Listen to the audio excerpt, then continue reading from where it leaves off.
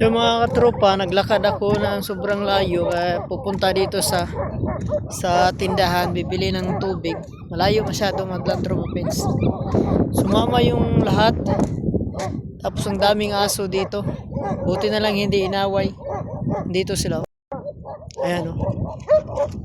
Pati yung mga malalaking aso andun o. Ayan o. Napakalaking mga aso.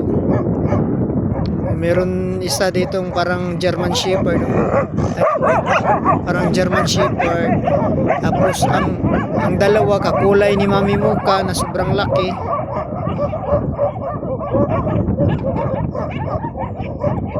Grabe mga tutatings. Ang tapang na ng mga tutatings. So hindi natatakot sa mga malalaki.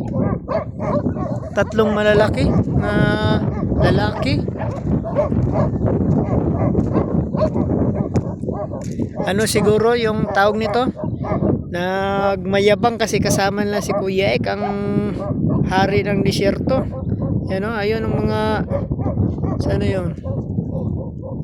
Doon yung mga malalaki o. Ang puro lalaki.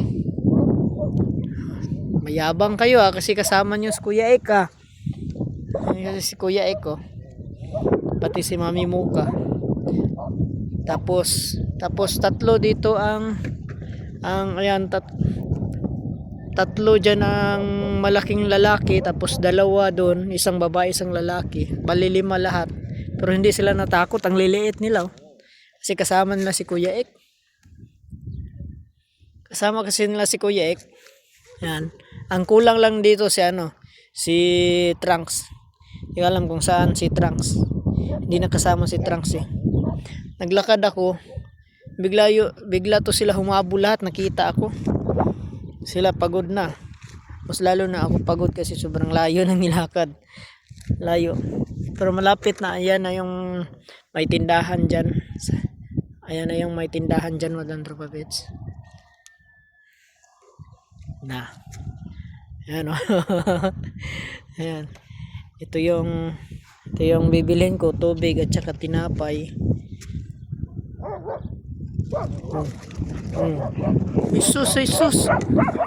Tingnan nyo, tapang nila. Ang liliit lang ng mga tutatings, pero yabang kasi andyan si Kuya Ek. Kaya nas Kuya Ek ayan si Kuya Ek yabang niya.